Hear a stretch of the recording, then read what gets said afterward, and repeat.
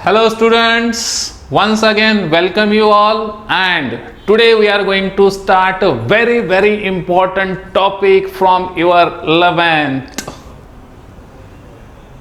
joint stock company, जो आपका chapter number second है स्टूडेंट सेक्रेटरियल प्रैक्टिस के अंदर, जिसका नाम है जॉइंट स्टॉक कंपनी। बहुत ही इंपॉर्टेंट और बहुत ही इजी और इंटरेस्टिंग टॉपिक है कि जॉइंट स्टॉक कंपनी क्या है। बहुत बार हम सुनते हैं सर हाँ ये कंपनी सुना है, एक्चुअली होता क्या है।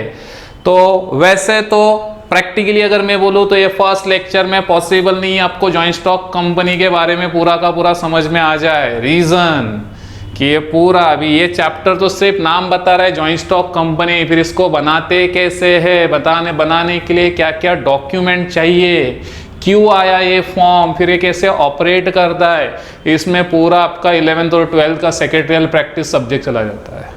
सो देन टू मैं आपको एक सिंपल वे से इसको समझाने की कोशिश करने वाला हूं। तो सबसे पहले हम स्टार्ट करेंगे कि ये जॉइंट स्टॉक कंपनी आया कैसे, क्या जरूरत थी इसकी, या ये कौन सा ऐसा फॉर्म है ऑर्गेनाइजेशन का, इसके अंदर क्या है। तो सबसे पहले तो समझ लेना स्टूडेंट, ये एक बिजनेस का फॉर्म है ऑर्गेनाइजेशन का। किसका? बिजनेस का फॉर्म है ऑर्गेनाइजेशन का। तो इसके बारे में जानने से पहले मैं कुछ थोड़ा आपको हिस्टोरिकल, थोड़ा पास्ट हिस्ट्री बताने वाला हूं, उसको समझ लो। तो स्टूडेंट सबसे पहले तो 1760 में, कौन से ईयर में? 1760 में इंडस्ट्रियल रिवॉल्यूशन हुआ। क्या हुआ? Industrial revolution. अभी आप बोलोगे सर इंडस्ट्रियल रिवॉल्यूशन क्या है? मतलब जब इंडस्ट्रीज डेवलप होने लगी, इंडस्ट्रीज बनने लग गई, बड़े लेवल पे प्रोडक्शन होना चालू हो गया।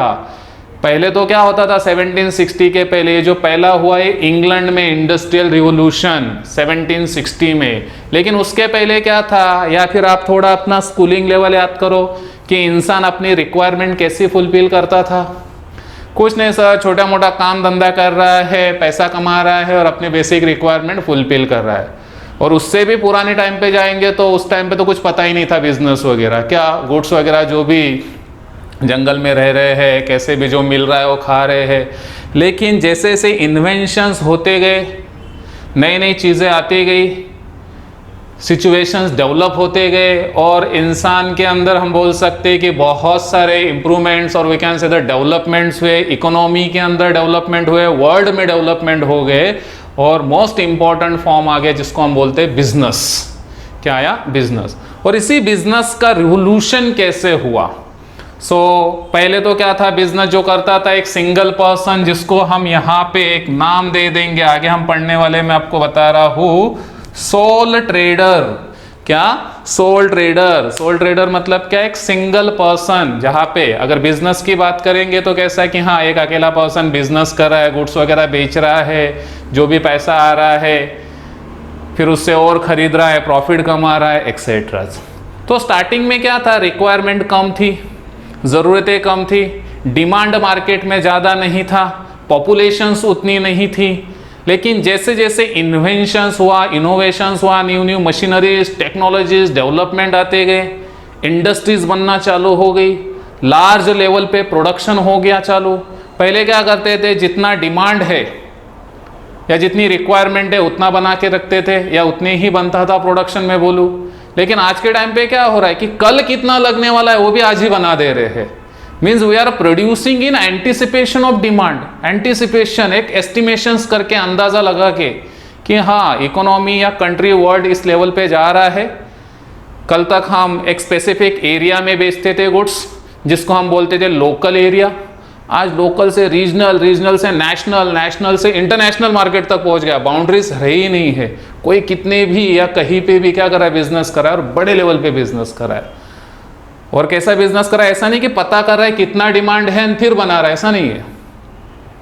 एडवांस में, एंटिसिपेशन ऑफ डिमांड में बना रहा है कि हाँ इतना तो सेल होगा ही, इतनी तो डिमांड है ही। और इस प्रोडक्शन करने के लिए, इन चीज़ों को बनाने के लिए वो हेवी मशीनरीज का यूज़ कर रहा है। और ये मशीनरीज कहाँ से आई?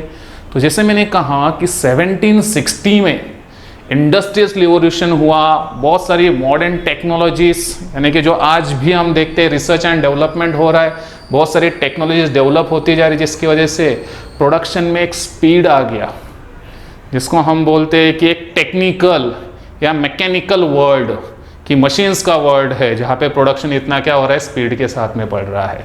समझ में आ रहा है? तो ये जो जर्नी हम देखते हैं प्रीवियस थोड़ा सा कि क्या सिचुएशन था, पहले क्या था एंड देन अभी क्या है एंड देन फिर ये जॉइंट स्टॉक कंपनी क्या है। ठीक है, तो सबसे पहला जो फॉर्म था बिजनेस का, यानी कि एक टाइप था बिजनेस ऑर्गेनाइजेशन का, उसका नाम था सोल ट्रेडिंग कंसर्न, और उस पर्सन को हम बोलते थे सोल ट्रेडर। क्या नाम था उसका? Sole trading concern.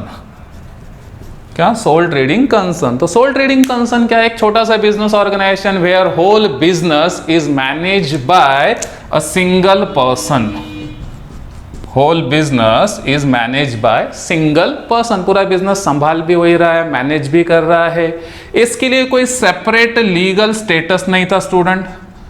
अभी बहुत सारे वर्ड्स के साथ में मैं आपको यहाँ पे फैमिलियर करने वाला हूँ, क्योंकि यही हमको कंपनी में यूज होने वाले। सेपरेट लीगल स्टेटस नहीं था, मतलब क्या? इसके लिए कोई स्पेसिफिक लॉ नहीं था, कोई एक्ट नहीं था कि ऐसा है कि ये एक्ट है तो इसके अंदर के सब रूल्स एंड रेगुलेशन फॉलो करने हैं, फिर जो बिजनेस है वो अलग रहेगा, बिजनेस चलाने वाला अलग रहेगा। ऐसा कोई सेपरेट आइडेंटिटी नहीं थी। क्या? बिजनेस चलाने वाला भी वही, मैनेज करने वाला भी वही, और बिजनेस, इनमें कोई फर्क नहीं है। तो कल चल के अगर बिजनेस में कुछ लॉस होता है, कुछ क्रेडिटर्स का लोन वगैरह ने जिनसे हम उधारी पे लेते हैं, उनका लोन ज़्यादा बढ़ गया है और उसका बिजनेस पे नहीं कर पा रहा है, तो इवन उसको अपनी पर्सनल प्रॉपर्टी बेचनी पड़ती थी, और ये पर्सनल प्रॉपर्टी बेच के उसको क्या करना पड़ेगा? वो कर्जा वगैरह चुकाना पड़ेगा। और इसके लिए एक वर्ड यूज होता था जिसको है, वर्ड्स को बोलते हैं लाइबिलिटी। क्या? लाइबिलिटी। तो ये जो सोल ट्रेडर था, इसकी लाइबिलिटी थी अनलिमिटेड। कैसी लाइबिलिटी थी? Unlimited liability. मतलब क्या? कि अगर कल चल के बिजनेस को कुछ लॉस होता है, हेवी नुकसान वगैरह होता है, तो जो क्रेडिटर है वो पैसा मांगने आ गए और उसकी बिजनेस की प्रॉपर्टी, जो बिजनेस का प्रीमाइसेस एरिया है, ऑर्गेनाइजेशन है, वो सफिशिएंट नहीं है, वो सब बेच के भी कवर नहीं हो पा रहा है, तो उसको क्या करना पड़ेगा? इवन अपना पर्सनल कुछ बंगला घर वगैरह रहेगा वो बेच के उसको कर्जा देना पड़ेगा। रीजन? लाइबिलिटी कैसा? Unlimited. Means he is liable to pay from his personal property. Liable मतलब वो क्या रहेगा? लाइबल हो जाएगा। कहां से पे करने के लिए? अपने पर्सनल प्रॉपर्टी से। रीजन? लॉ के नजर में उसके ऑर्गेनाइजेशन की और उसकी कोई सेपरेट लीगल आइडेंटिटी नहीं है, दोनों को क्या माना जाता है? एक। और ऐसे बिजनेस में स्टूडेंट बोलो तो लॉस वगैरह होने के भी चांसेस जो है वो थोड़े क्या है? ज्यादा है। क्यों? वो बता देता हूं। अकेला पर्सन खुद ही मैनेज कर रहा है, खुद ही हैंडल कर रहा है, खुद ही डिसीजंस ले रहा है। बोलो पॉसिबिलिटी है कि एकदम एक्सपर्ट का ओपिनियन रहेगा? बहुत बार ऐसा होगा कि डिसीजन रॉन्ग वगैरह हो गया। रॉन्ग वगैरह हो गया तो हेवी क्या होगा? लॉस वगैरह हुआ। लॉस भरने के लिए कोई पार्टनर भी नहीं है, कोई साथ में भी नहीं है। So whole profit and losses. Profit है तो एंजॉय तो कर रहा है, लेकिन साथ में लॉस आ गया तो आगे भरना पड़ रहा है। तो मतलब इतने सालों से या कुछ ईयर उसने बिजनेस किया रहेगा, थोड़ा बहुत प्रॉफिट भी अर्न किया रहेगा, और सडनली कुछ अगर थोड़ा बड़ा लॉस हो गया किसी एक रॉन्ग डिसीजन की वजह से, पूरा का पूरा बिजनेस गया। तो ये था सबसे पहला फॉर्म जिसको हम बोलते हैं sole trading concern, where whole business is manage by single person, जिसको हम क्या बोलेंगे? Sole trader. क्या बोलेंगे? Sole trader. और सिंगल पर्सन होने की वजह से कैपिटल की कमी। क्या था? कैपिटल का कमी। जहां पे मैं और एक वर्ड लिख देता हूं, लिमिटेड कैपिटल। अभी सोचो ना, अकेला पर्सन है, कितना पैसा ला पाएगा बिजनेस में, लगा पाएगा? थोड़ा बहुत लोन ले लिया, खुद का कुछ सेविंग था, फ्रेंड रिलेटिव से ले लिया और चला। लेकिन बिजनेस का साइज जो एक पर्टिकुलर एरिया तक क्या है? रिस्ट्रिक्टेड। लार्ज लेवल पे बिजनेस नहीं कर पा रहे, क्योंकि अगर आपको बिजनेस बढ़ाना है तो ह्यूज अमाउंट ऑफ क्या चाहिए रहता है? इन्वेस्टमेंट। फिर सेकंड मैंने यहाँ पे आपको बताया उसकी लाइबिलिटी कैसी? अनलिमिटेड। कि एक रॉन्ग डिसीजन हुआ तो बिजनेस का प्रॉपर्टी तो जाएगा ही जाएगा, साथ में पर्सनल प्रॉपर्टी भी जाएगा अगर कम पड़ रहा है तो ये हेवी डिसीजन, या मैं बोल सकते हो कि थोड़े बड़े लेवल पे डिसीजन लेने के लिए भी उसके माइंड में क्या बैठ गया? फियर है कि अगर ज़्यादा डिसीजन हेवी मतलब बड़ा डिसीजन लिया, बड़े लेवल पे सोच रहा हो, रॉन्ग हो गया और नुकसान हुआ तो क्या होगा? बिजनेस तो कोलैप्स होगा ही होगा, गिरेगा ही गिरेगा। साथ में क्या पर्सनल चीज़ें भी, क्योंकि लॉ तो दोनों को क्या मान रहा है? सेम ही मांग रहा है। बिजनेस और सोल ट्रेडर दोनों के बीच में कोई भी फर्क नहीं है। देन मैनेजरियल एबिलिटी, बिजनेस को संभालने का कैपेसिटी। ज़रूरी नहीं कि उस अकेले पर्सन के अंदर सब नॉलेज होगा, ये भी चीज़ देख रहा है, वो भी चीज़ देख रहा है, वेल क्वालिफाइड है, बहुत सारा नॉलेज है, बिजनेस का एक्सपीरियंस है, ऐसा भी नहीं है। फिर इतना स्मॉल लेवल पे ऑपरेट करा है, थोड़ा बहुत इन्वेस्टमेंट था, पैसा था, बिजनेस क्या कर दिया? स्टार्ट कर दिया। सो इस बिजनेस के अंदर नो डाउट थोड़े बहुत कुछ प्लस पॉइंट है, लेकिन बहुत सारे माइनस पॉइंट भी है। क्या माइनस पॉइंट? कैपिटल की कमी, बिजनेस मैनेजमेंट करने की मैनेजरियल एबिलिटी की कमी, अनलिमिटेड लाइबिलिटी, डिसीजंस लेने की जो लाइबिलिटी है या एबिलिटी है वो भी क्या है? काफ़ी कम है। कितने पर्सन है? सिंगल पर्सन है। So these are the drawback in sole trading concern की सोल ट्रेडिंग के अंदर ये क्या थे? प्रॉब्लम थे। फिर सर कैसे? और तो जैसे जैसे मैं बता रहा हूँ कि आगे बढ़ते जा रहे फॉर्म्स या जैसे जैसे रिवोल्यूशंस होते जा रहा था, इकोनॉमी या डेवलप होते जा रही थी, वर्ल्ड डेवलप हो रहा है, बिजनेसेस, रिक्वायरमेंट, नीड्स, इन्वेंशंस, तो फिर नेक्स्ट उसके अलावा अनदर एक फॉर्म है जिसका नाम है जॉइंट हिंदू फैमिली बिजनेस। क्या? Joint Hindu family business. अभी ये क्या है?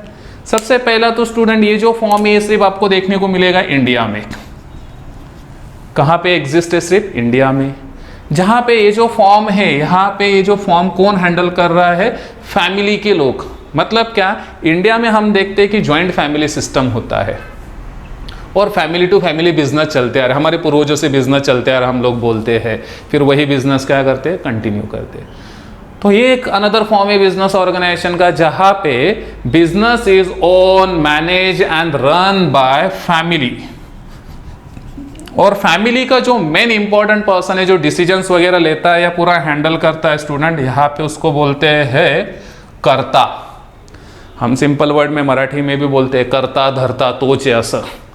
Okay, so all the family members are engage in business, क्योंकि फैमिली बिजनेस है and the decisions, important decisions वगैरह कुछ भी लेना है तो फैमिली का जो सीनियर मोस्ट, जो सबसे सीनियर पर्सन रहेगा, जो एक्सपीरियंस पर्सन रहेगा, जिसको बोला जाता है कर्ता, वो ये रिस्पॉन्सिबिलिटी उठाता है।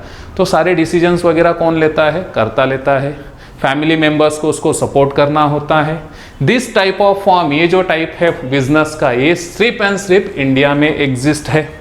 इंडिया में जॉइंट हिंदू फैमिली बिजनेसेस चलते हैं। अगेन स्टूडेंट इसके अंदर भी कुछ प्रॉब्लम। क्या? लिमिटेड लोग।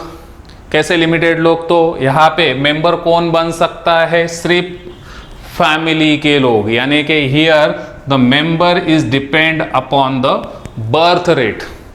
मतलब जिसका फैमिली में क्या हुआ? बर्थ हुआ, बर्थ से, बाय बर्थ से वो कौन बन गया? फैमिली के अंदर मेंबर बन गया। कौन बन गया? मेंबर बन गया। देन कैपिटल की बात करो तो बताओ अभी यहाँ पे भी कैपिटल कैसा होगा? लिमिटेड। बिजनेस कौन मैनेज कर रहा है? फैमिली। और डिसीजंस कौन ले रहा है? कर्ता। अगेन अकेला पर्सन। मैनेजरियल एबिलिटी, संभालने का नॉलेज कम, कैपिटल कम। ये जो करता है इसकी लाइबिलिटी भी अनलिमिटेड। क्या है इसकी लाइबिलिटी? अनलिमिटेड। किसकी? कर्ता की, क्योंकि वो डिसीजन ले रहा है। अभी सोचो कोई डिसीजन अगर रॉन्ग वगैरह हो गया, अंडरस्टूड, तो क्या होगा? बिजनेस का तो लॉस हो ही रहा है, साथ में अगर वो इनसफिशिएंट है लोगों को पे करने के लिए, तो उसको क्या करना पड़ेगा? अपनी पर्सनल प्रॉपर्टी, जो बिजनेस से उसने थोड़ा बहुत अर्न किया है या प्रॉफिट के थ्रू या फिर और किसी सोर्सेज से उसने अगर कुछ पर्सनल प्रॉपर्टी है उसकी, जैसे घर है, प्रॉपर्टीज वगैरह है, लैंड वगैरह है, तो वो भी क्या करना पड़ेगा? सेल करना पड़ेगा और रिपे करना पड़ेगा। ये पर्टिकुलर जो फॉर्म ऑफ बिजनेस है स्टूडेंट, ये आ जाता है हिंदू लॉ के अंदर, जिसको हिंदू सक्सेशन एक्ट बोलते हैं, जो पास हुआ है 1956 में, हिंदू लॉ। तो अगेन अभी कंपेयर करते हैं इन दोनों को हम। देखो सोल ट्रेडिंग में क्या था? ऐसा फॉर्म बिजनेस ऑर्गेनाइजेशन का which is run, own, manage by single person, that is soul trader. कैसी लाइबिलिटी होती है सोल ट्रेडर की? अनलिमिटेड। मतलब अगर लॉस हुआ तो इवन पर्सनल प्रॉपर्टी भी सेल ऑफ करके पे करनी पड़ेगी। कोई सेपरेट रूल्स एंड रेगुलेशंस नहीं है। लॉ की नज़र में सोल ट्रेडर यानी कि बिजनेस का मालिक और बिजनेसमैन वन एंड सेम, दोनों भी क्या है? सेम है। कैपिटल कंट्रीब्यूशन कैपेसिटी कम, कैपिटल कम होने की वजह से बिजनेस का साइज स्मॉल, हेवी लेवल पे प्रोडक्शन वगैरह कर पा रहा है क्या? नहीं। फिर आ जाते हैं सेकेंड फॉर्म में, joint Hindu family business. Joint Hindu family business is a form of organisation where business is managed by family members, Hindu undivided family members. ऐसा फॉर्म जो है बिजनेस का वो एग्जिस्ट है इंडिया में। देन यहाँ पे जो बिजनेस है वो कौन देखता है? तो कर्ता कौन होता है? फैमिली का सीनियर मेंबर। फिर बिजनेस में मिनिमम मैक्सिमम कितने लोग हो सकते हैं? वो तो डिपेंड है किसके ऊपर? बर्थ रेट, डेथ रेट और फैमिली की साइज के ऊपर कि उस फैमिली में कितने लोग हैं। By become a birth he is a member, कि जैसे उसका बर्थ हो गया वो क्या हो रहा है? फैमिली का, बिजनेस का क्या बन गया? मेंबर बन गया। अगेन फैमिली के साइज के ऊपर देखो, कैपिटल लाने की, बिजनेस के अंदर पैसा इन्वेस्ट करने की कैपेसिटी कैसी है? Limited, small amount of capital. फिर फैमिली बिजनेस चल रहा है, फैमिली नॉलेज एक जनरेशन से दूसरे जनरेशन पे। अगेन मैनेजरियल एबिलिटी क्या है? कम है। डिसीजन लेने वाला करता रॉन्ग हो गया, अगेन उसकी लाइबिलिटी कैसी है? अनलिमिटेड है। इसलिए वो भी थोड़े रिस्की डिसीजन लेने से क्या करता है? डरता है। बिजनेस लार्ज स्केल पे ऑपरेट नहीं कर रहा है। So this is a second form. तो फिर और कुछ तरीका नहीं क्या, तो अनदर फॉर्म आया इसके बाद में, जिस फॉर्म का नाम है, मैं यहां पे लिख रहा हूं पार्टनरशिप फॉर्म। क्या? Partnership form. तो अभी ये क्या है सर? तो partnership form is an agreement between two और मोर देन टू पर्सन, जहां पे दो या दो से ज्यादा पर्सन साथ में आ रहे और बोले चलो अपन पार्टनरशिप में क्या करते हैं? बिजनेस करते हैं, जो जनरली अपन सोचते हैं। तुम देखते हो कि थोड़ा सा अगर सेटल वगैरह हो गया, ग्रेजुएशन कंप्लीट हो गया, थोड़ा बहुत घर वालों ने पैसों के लिए सपोर्ट कर रहे हैं, तो दो तीन फ्रेंड है, क्या बोलते हैं? अरे थोड़ा सा तू पैसा ला, थोड़ा सा मैं लाता हूँ, और अपन क्या करते हैं? बिजनेस स्टार्ट करते हैं। तो नेक्स्ट फिर ये फॉर्म आया जिसका नाम है पार्टनरशिप फॉर्म। तो जहां पे मिनिमम दो लोग चाहिए। अभी जरूरी स्टूडेंट की वो फैमिली के रहेंगे, वो अलग अलग है, वो पार्टनर्स है। क्या बोलेंगे उनको? पार्टनर्स। तो मिनिमम 2 और मैक्सिमम कितने हो सकते हैं? तो 50। मिनिमम कितने? 2 और मैक्सिमम कितने? तो 50 फॉर जनरल बिजनेस की केस में। तो मैक्स टू मैक्स 50 लोग एज अ पार्टनरशिप फॉर्म में क्या कर सकते हैं? बिजनेस। अभी देखो यहाँ पे क्या हो गया? थोड़ा कैपिटल क्या हो गया? बढ़ गया। देन यहाँ पे जो बिजनेस है वो कौन मैनेज, संभाल कौन रहा है? पार्टनर्स। क्या बोलेंगे हम यहाँ पे? पार्टनर्स। कैपिटल की साइज थोड़ी बहुत क्या हो गई? बढ़ गई। फिर आ जाते हैं लाइबिलिटी के ऊपर। तो लाइबिलिटी वाला भी कंसेप्ट यहाँ पे क्या है? Unlimited, joint and several. कि जो पार्टनर्स होती है उनकी लाइबिलिटी कैसे होती है? Unlimited, joint and several. अभी अनलिमिटेड मतलब वही रूल कि अगर हेवी लॉस हुआ तो बिजनेस की प्रॉपर्टी इनसफिशिएंट है तो क्या करना पड़ेगा? पर्सनल प्रॉपर्टी देना पड़ेगा, सेल करना पड़ेगा। जॉइंट मतलब क्या? सब पार्टनर लायबल हो गए पे करने के लिए, क्योंकि बिजनेस कौन संभाल रहे थे? सब पार्टनर थे साथ में, तो they are jointly liable. Now several मतलब क्या? तो सेवरल का मतलब यहाँ पे स्टूडेंट, अगर कोई एक पार्टनर या किसी पार्टनर की प्रॉपर्टी इनसफिशिएंट है लॉस कंट्रीब्यूट करने के लिए, तो बाकी पार्टनर्स को उसके हिस्से का लॉस भरना पड़ेगा। एग्जाम्पल देखो, ए, बी एंड सी तीनों पार्टनर है, बिजनेस चला रहे थे, अच्छा खासा चल रहा था बिजनेस। कुछ सालों के बाद में बिजनेस को हेवी लॉस हुआ, चलो एज्यूम कर लो 10 लाख रुपए का लॉस हुआ। अभी ये 10 लाख रुपए का लॉस हुआ, उन्होंने सारा बिजनेस वगैरह सेल किया, और जब पे कर रहे हैं तो बिजनेस को सेल करके सिर्फ 6 लाख रुपए आया। कितना आया? चलो 7 लाख रुपए आया। 7 लाख रुपए उन्होंने पे किया। अभी भी कितना कर्जा बाकी? 3 लाख। अभी 3 लाख तीनों के हिस्से में 1-1 लाख आ गया। उनको अपनी पर्सनल प्रॉपर्टी सेल करनी पड़ेगी, और उससे 1-1 लाख रुपया भरना पड़ेगा। ए के पास में बहुत सारी प्रॉपर्टी थी, उसने 1 लाख रुपया भर दिया, बी के पास में भी था, उसने 1 लाख रुपया भर दिया, पता चला सी के पास में कुछ प्रॉपर्टी था ही नहीं, जो भी थोड़ा बहुत था 50,000 रुपया उससे रिकवर हुआ, अभी भी कितना बाकी है 50,000, तो उसके हिस्से का जो ये 50,000 है ये ए और बी को अभी क्या करना पड़ेगा, भरना पड़ेगा। And this is a rule in the case of partnership form. तो again the problem is here unlimited. Then फिर सेपरेट लीगल स्टेटस यहाँ पे भी नहीं है। क्या पार्टनरशिप फॉर्म में भी partners and partnership form one and same, दोनों को एक ही माना जाता है। Means the partner are the owner and they are only liable for the organisations. कल चल के अगर लॉस होता है तो देन बिजनेस संभाल कौन रहे हैं, पार्टनर्स। डिसीजन कौन ले रहे हैं, पार्टनर्स। मैनेज या जो भी करना है वो कौन देख रहे हैं, पार्टनर्स। अगेन मैनेजरियल एबिलिटी यानी कि बिजनेस को चलाने की नॉलेज की थोड़ी बहुत कमी, जरूर नहीं कि पार्टनर एक्सपर्ट्स होंगे।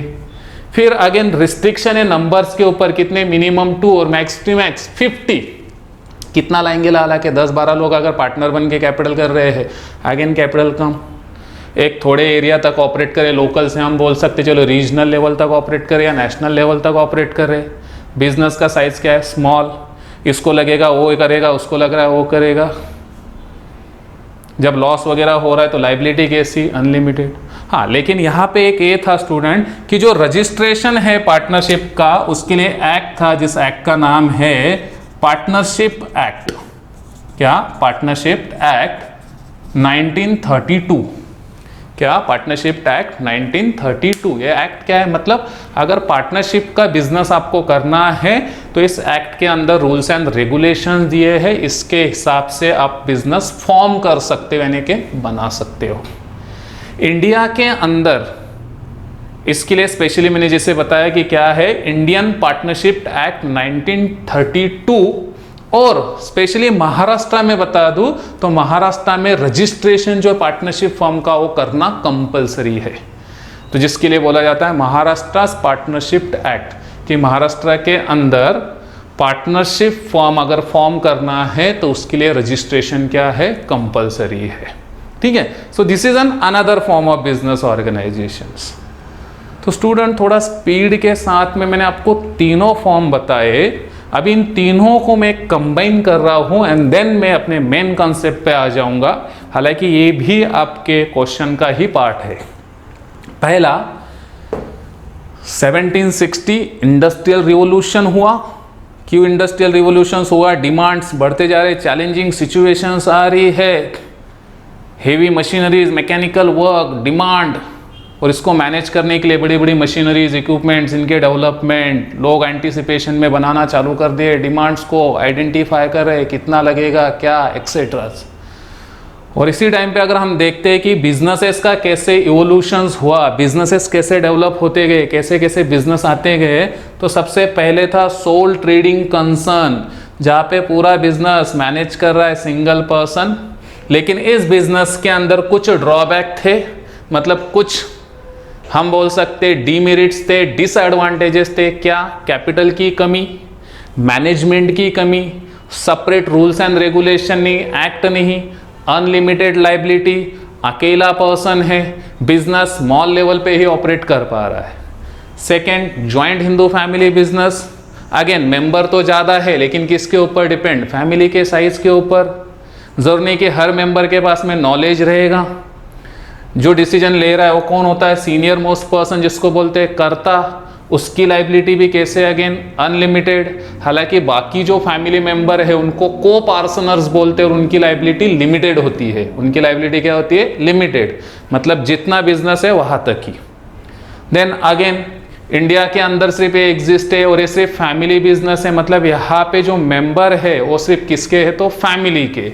और फैमिली मेंबर कैसे बनना है, बाय ओनली बर्थ, कि फैमिली में बर्थ हुआ it become a member of the joint Hindu family business. Again capital की कमी, मैनेजरियल एबिलिटी की कमी, स्मॉल लेवल पे ऑपरेट कर रहा है, unlimited liability, separate legal status नहीं। नेक्स्ट वाले पे आ जाते हैं, थोड़ा बड़ा form, partnership form.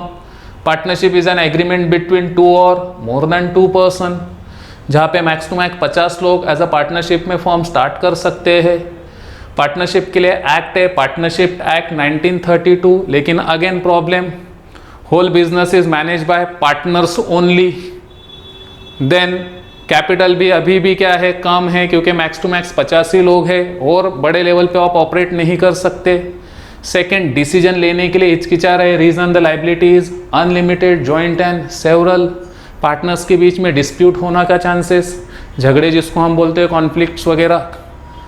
So these are the several, or we can say the drawbacks, or we can say the certain problems faced by this type of organization, कि ऐसे ये जो बिजनेस के टाइप्स थे इनके अंदर ऐसे कुछ प्रॉब्लम्स थे। एंड कहीं पे ना कहीं पे फिर जरूरत थी कि ऐसा ऑर्गेनाइजेशन, स्टूडेंट समझो, ऐसा ऑर्गेनाइजेशन जो लार्ज लेवल पे प्रोडक्शन कर सके, और लार्ज लेवल पे प्रोडक्शन करने के लिए उसको ह्यूज अमाउंट ऑफ कैपिटल चाहिए, उस बिजनेस को समझने संभालने वाले एक्सपर्ट्स होने चाहिए, उनके अंदर मैनेजरियल एबिलिटी होनी चाहिए, जहां पे ओनरशिप अलग और मैनेजमेंट अलग हाथों में होना चाहिए, जहां पे लाइबिलिटी लिमिटेड होनी चाहिए, मतलब पर्सन का जितना उसने इन्वेस्ट किया है उतने तक ही होना चाहिए, पर्सनल प्रॉपर्टी अफेक्ट नहीं करनी चाहिए।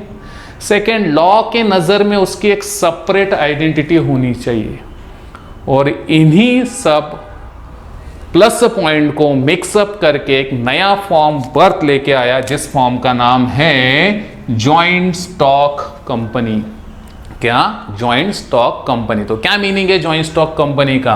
Joint stock company is a voluntary association. क्या है? Voluntary association form by its members, form by its member as a companies as per companies act 2013। कि ये क्या है? कि एक वॉलंटरी एसोसिएशन है, जो किसने साथ में आके, या कौन इसको ओनर कौन है? तो है मेंबर, और उस मेंबर बनने के लिए उसको क्या खरीदने पड़ते हैं? शेयर्स। अभी शेयर्स क्या है? शेयर है स्मॉल स्मॉल यूनिट्स है, जो लोग एज ए इन्वेस्टमेंट के तौर पे कंपनी के खरीदते हैं, और कंपनी जितने भी उन्होंने शेयर खरीदे उसका एक सर्टिफिकेट बना के उनको दे देती है, जिस सर्टिफिकेट के ऊपर लिखा रहता है कि हाँ इस पर्सन ने इतने इतने शेयर्स खरीदे हैं, इतने इतने शेयर्स का ये ओनर है। तो शेयर होल्डर्स, जो शेयर्स खरीदते, जिनको शेयर होल्डर या मेंबर्स हम बोलेंगे, are the owner of the company. कौन होते हैं? Owner of the company. और ये ओनर कितने हो सकते हैं स्टूडेंट? तो in the case of joint stock company there is a no restriction on number of person. अभी वो डिपेंड करेगा कौन सा टाइप का कंपनी है। तो it may be public company, private company, government company, अलग अलग form. Huge amount of capital collect कर पा रहे, कैसे? क्या इशू करके? शेयर्स इशू करके। तो लोग एज ए इन्वेस्टमेंट के पर्पज से उस कंपनी के क्या खरीदेंगे? शेयर्स। तो कंपनी को शेयर कैपिटल आ गया। अभी इतने सारे लोग हैं शेयर खरीद रहे, तो मेंबर या ओनर जो है वो लार्ज है, और प्रैक्टिकली अगर देखा जाए तो मेंबर को आके ऑर्गेनाइजेशन चलाना या बिजनेस चलाना पॉसिबल है क्या? नहीं। इसीलिए उसको चलाने के लिए, संभालने के लिए वो अपॉइंट करते हैं बोर्ड ऑफ डायरेक्टर्स को। किसको अपॉइंट करते हैं? Board of director. तो बोर्ड ऑफ डायरेक्टर कौन? द बोर्ड ऑफ डायरेक्टर्स वो पर्सन है जो कंपनी का मैनेजमेंट देखते हैं। They are the highly qualified and experts, जिनको सैलरी के बेसिस के ऊपर अपॉइंट किया जाता है, क्योंकि ओनर तो कौन है? Share holder. और मैंने बताया प्रैक्टिकली शेयर होल्डर तो किस में इंटरेस्टेड है? प्रॉफिट। इन्वेस्टमेंट किया तो जब भी कंपनी को प्रॉफिट होगा तो डिवाइड किया जाता है किसके बीच में? तो शेयर होल्डर्स के बीच में। लेकिन मैनेजमेंट, कंपनी रन करना, स्मूथली फंक्शनिंग करना किसके हाथ में? Board of director. In board of director को कौन अपॉइंट करता है? Share holders. कौन अपॉइंट करता है? Share holders. शेयर होल्डर्स की लाइबिलिटी स्टूडेंट्स कैसी होती है? लिमिटेड। शेयर होल्डर्स की लाइबिलिटी कैसी होती है? लिमिटेड। मतलब क्या? जितने के उसने शेयर खरीदे हैं, जितने के उसने क्या खरीदे? शेयर्स, उतना ही पैसा वो देने के लिए लायबल है। कल चल के कंपनी को अगर कुछ हेवी लॉस वगैरह होता है तो उसकी पर्सनल प्रॉपर्टी के ऊपर कुछ भी इम्पैक्ट नहीं होगा। रीजन उसकी लायबिलिटी क्या है, लिमिटेड। सेकेंड, जैसे कि मैंने बताया कंपनी बनाने के लिए कंपनीज एक्ट 2013 फॉलो होता है। Once the company is incorporated, क्या होती है, इनकॉर्पोरेट मतलब registered, it become a separate from its member. मतलब कंपनी अलग है, शेयर होल्डर यानी कि उसके मेंबर्स अलग है, तो उसकी एक सेपरेट क्या बन जाती है, आइडेंटिटी, जो यहां पे नहीं हो रहा था। समझ में आ रहा है? तो कोई भी पर्सन अगर केस करेगा तो किसके ऊपर, कंपनी के ऊपर करेगा, शेयर होल्डर के ऊपर नहीं।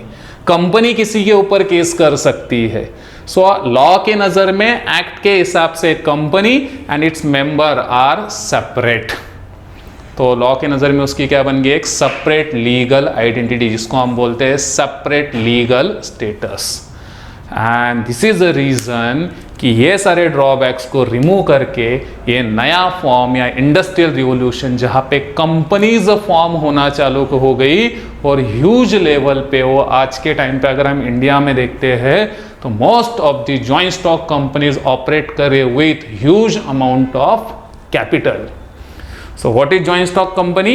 Joint stock company is a voluntary association जो फॉर्म कर रहे हैं उसके member by subscribing, by purchasing the shares, and it is formed as per Companies Act 2013, where company collect huge amount of capital, operate on a large scale, where the liability is limited of the shareholders, and they appoint board of directors to manage and handle the company. So यहाँ पे जो नाम है इसका meaning देख लेते हैं।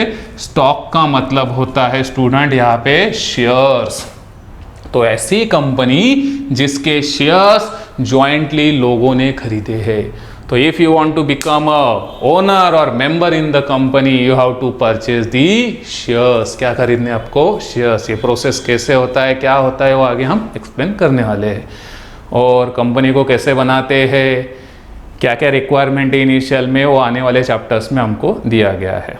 तो फिलहाल कैसे आया जॉइंट स्टॉक कंपनी, कैसे बना, ये मैंने आपको इस क्वेश्चन के अंदर एक्सप्लेन किया कि जो ट्रेडिशनल कुछ पुराने बिजनेसेस थे उनके अंदर की इनएबिलिटी, जो इस चैलेंजिंग या मॉडर्न एनवायरनमेंट की रिक्वायरमेंट फुलफिल नहीं कर पा रही है, और ऐसे टाइम पे एक बड़े से फॉर्म की ज़रूरत थी, बड़े फॉर्म ऑफ बिजनेस ऑर्गेनाइजेशन की ज़रूरत थी, और वो फॉर्म कौन सा है, तो जॉइंट स्टॉक कंपनी, जो आज लार्ज लेवल पे क्या कर रहा है, ऑपरेट कर रहा है।